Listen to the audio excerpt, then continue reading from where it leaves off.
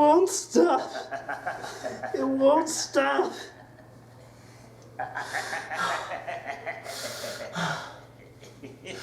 Hello, and welcome to the Lost Media Chronicles, a show of which goes over various lost movies, music, and in this month's case, video games. I can't do it. I can't do it. Game over, man. Game over. Wait a minute, what the hell is going on? He's been sitting in that corner for over a week now, moaning and groaning about some robot or something. It's not a robot. It's a computer. And I'm just a computer, and he's making me see things I don't want to see and feel things I don't want to feel. It's so horrible. Whatever. You're gone cuckoo. You need to get up off your butt, stop taking the crazy pills, and do the episode. I can't do it. You can't tell me you can't hear that voice laughing at me and mocking me right now. Randy, I don't hear anything.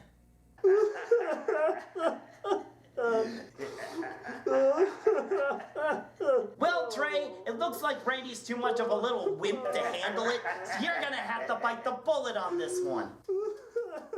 Fine. Hello and welcome to the Lost Media Chronicles. I'm Trey, filling in for Randy this time because apparently he is too scared to cover the subject matter of this episode! But it's okay, it's alright, because you know what?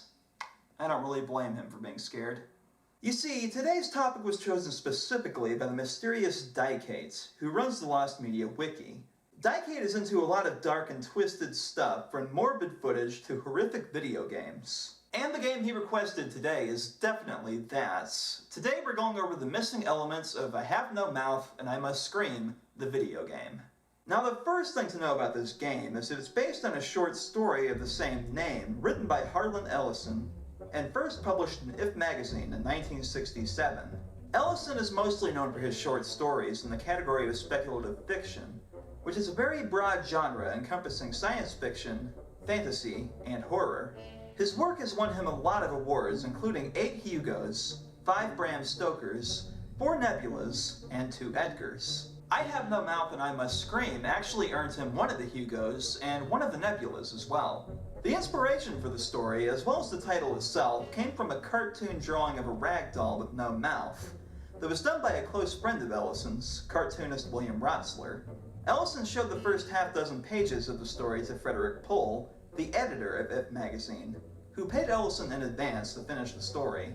Without making any alterations to his original draft, Ellison finished the story in one night, and it was published shortly thereafter. The story takes place in a post-apocalyptic future, where the Cold War escalated into a world war between China, Russia, and the US. Each nation built a supercomputer, known as AM, to run the war more efficiently than any human could. One of the AMs, however, becomes able to think for himself, then takes control of the other 2, and of the war itself, carrying out a plan of mass genocide to destroy all of humanity. 109 years later, we find that AM has killed off all humans except 4 men and a woman. They are Gorister, Benny, Nimdoc, Ellen, and Ted. AM has kept them alive and made them virtually immortal in an endless underground complex, the only habitable place left on Earth. AM, able to manipulate and control their minds, spends every possible moment torturing them in very painful ways, which it seems is the only reason he allows them to live. Gorister, a former pacifist, is now apathetic and emotionless. Benny, a once handsome scientist, has now been turned into a grotesque ape-like creature. Nimdoc has no knowledge of his past life and goes by the name given to him by AM. Ellen is made to be the village slut, engaging in intercourse with all the men. Ted, the narrator of the story, seems to be the only one who remains unscathed. As the story progresses, Anne leaves all of the characters with scars of both the physical and psychological variety. The story has left a major influence on the sci-fi community to this day. Movies like The Terminator and The Matrix owe a debt of gratitude to this story. I Have No Mouth and I Must Scream was one of the earliest stories to explore the theme of a future run by machines, and also put a new spin on the precautionary tale of the dangers of over-reliance on modern technology. It was also a very interesting study of the human psyche, with the reader put in Ted's mind as he is slowly driven insane by Anne's many attempts to mentally break him. And now that all that is out of the way, let's talk about the game. The idea for the game came about when Ellison was approached by Cyberdreams about creating a work of interactive literature. Intrigued by the concept of exploring a form of media he hadn't yet tried, Ellison suggested expanding upon his short story, I Have No Mouth and I Must Scream. He set out with the goal of making a game in which the player was forced to make moral and ethical choices in order to advance. At the same time, he wanted to make the game not only difficult to beat, but actually impossible. In other words, there would be no happy ending. Only a small victory if you made all the right choices, and one of many terrible fates if you made the wrong ones. Ellison was very hands-on with the production of the game, even providing the voice of Am. Which of you 5 would like to play my little game? The great thing about this game is that it not only took from the source material, it expanded upon it. Ellison, along with writer David Sears, gave each character their own history, something that was only hinted at in the original story. The idea for this came about when Sears asked Ellison the initial question of why Am kept these 5 particular humans alive and not 5 others. Ellison had never been asked the question before, and it took him by surprise. He then thought it would be a good element to expand upon in the game. It was decided that each of the characters is hiding a dark secret that has made them vulnerable and weak, and therefore easily manipulated by Am, which is why he chose them. At Ellison's suggestion, the secrets that the characters were hiding involved mature and controversial themes like guilt, rape, and even the Holocaust. The game was indeed controversial when it was released on Halloween in 1995. Cyberdreams had developed a reputation for that kind of thing, though, so people knew what to expect when buying the game. In the French and German releases, however, the game was censored, and the chapter involving the Holocaust theme was removed from the game entirely. This made gameplay in those countries difficult because the ending that was deemed to be the best also involved the character explored in that particular chapter. Nevertheless, the game is now considered a favorite by the gaming industry, and even earned a spot on Game Informer's top 25 horror games of all time only 2 years ago. Now let's get to the reason you're all here, the lost material surrounding the game. I'll warn you first though that the lost material is very spoiler heavy, and discussion of it without revealing any spoilers at all is impossible. But you're here to find out about the lost media, so I'll just continue, and you can heed my warning and not accuse me of spoiling the game for you later. Remember, I did tell you so. The only evidence of the missing material stems from an episode of a British TV series called Games Master. In 1995, they did a special episode where they showcased gory and/or shocking moments from a few select video games. I Have No Mouth and I Must Scream was one of the games they chose to showcase, and it turned out that the segment was very heavy with bits from the game that were removed from the finished product before it hit the shelves. To clarify, I will be referring to the footage seen in the TV show as the early build. First of all, in the game, the backstories of each character are discovered one by one as Am sends each character to a scenario involving a very real and traumatic moment in their past lives as a means of torture. In Gorister's reenactment, he comes across a meat locker where he finds his wife and mother-in-law hanging from the hooks along with 2 slabs of meat. However, in the early builds, there were 2 deteriorated corpses in place of the meat.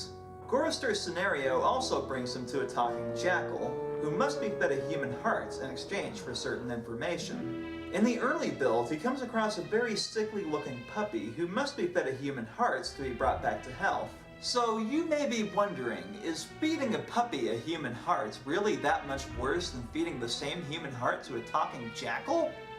Well, let me explain. You see, the difference between the puppy and the jackal was that the puppy was up close and actually filled the entire screen. The jackal, on the other hand, was at a distance, so the developers used that instead in the final game.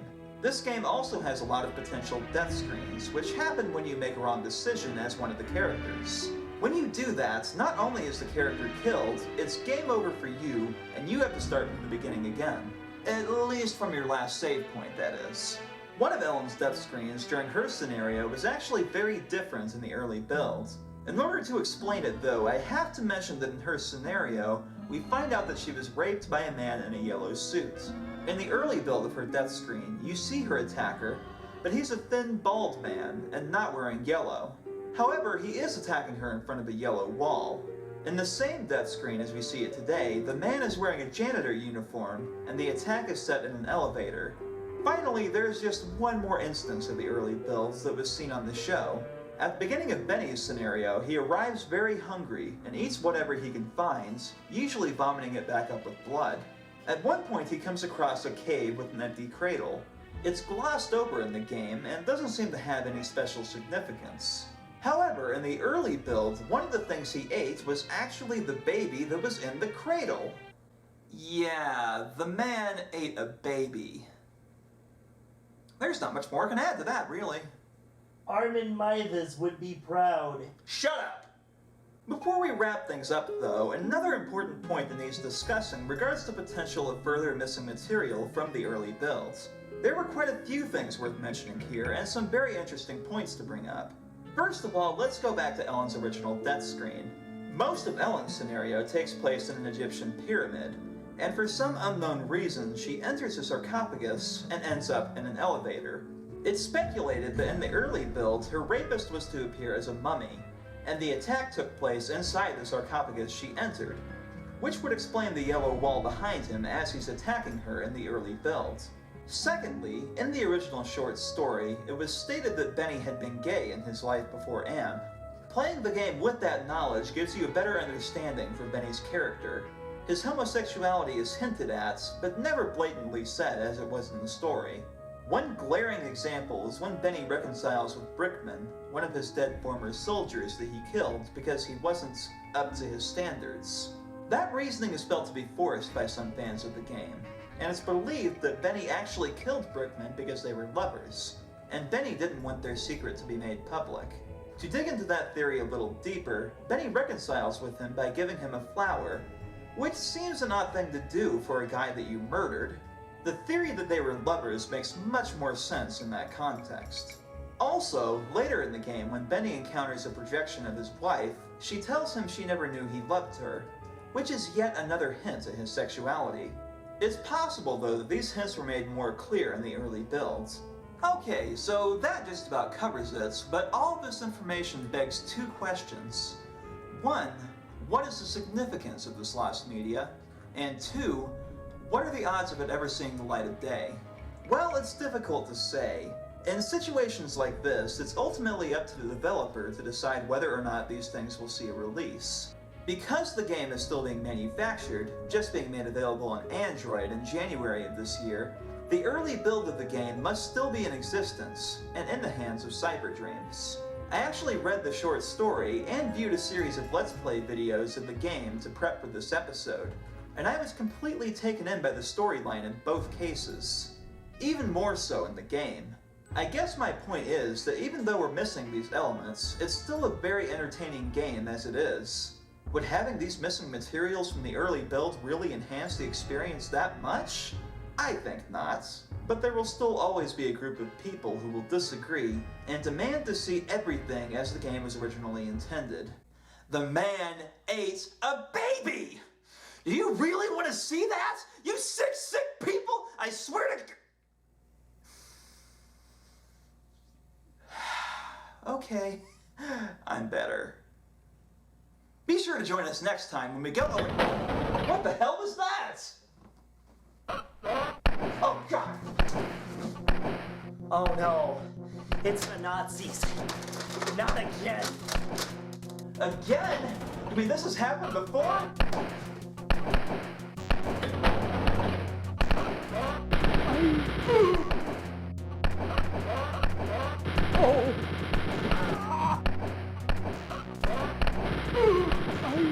Oh, Trey, did you really think I would let you off that easily? Wait, who the hell are you? It's Am, from that video game you've been talking about, and he's been making these Nazis appear for the past week. But I thought he wasn't real! But I am real, Trey. And to torture you both, I am going to make you fight Nazis for the rest of eternity. You're gonna need one of these. seriously, why are you doing this to us? Yeah.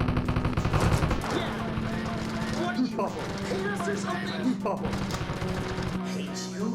Let me tell you how much I've come to hate you since I discovered this channel. There are over 1.22 billion pieces of lost media in the ethos. If the word hate were inscribed on every single element of those lost pieces of media, it wouldn't even come to equal 1/4 of that hate I feel for you right now. There is no end to the torture. Get ready for the worst. Guten Tag. We gotta go, guys. Join us next time when we go over one of the hardest video game franchises to trace lost media to. See you later. Since those two are too busy fighting off Nazis to do a proper end-slate, I'm going to have to do it instead. Be sure to subscribe to the channel and like this video if you want to see more similar to this one. Though good luck, because I'll be busy torturing them for the rest of eternity. Be sure to also check out their music review show, 2 Beats Plus, although that won't be coming back at all now because they'll be fighting Nazis for the rest of eternity. Oh, will you just shut up already? You sound like a really lame cartoon character. Anyways, thank you so much for watching. Be sure to check in next time. I'm sure we'll have everything under control by then.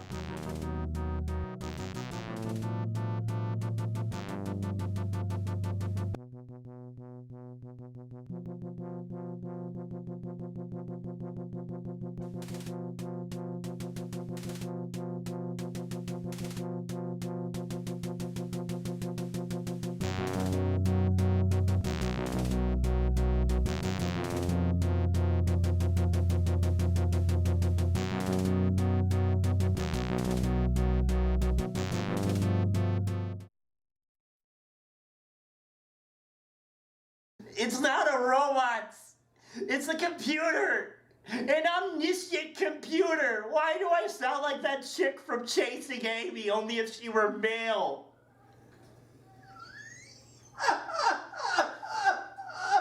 Hold it. Hold it. I did this because I loved you. My God. We're gonna have to put that in as a blooper.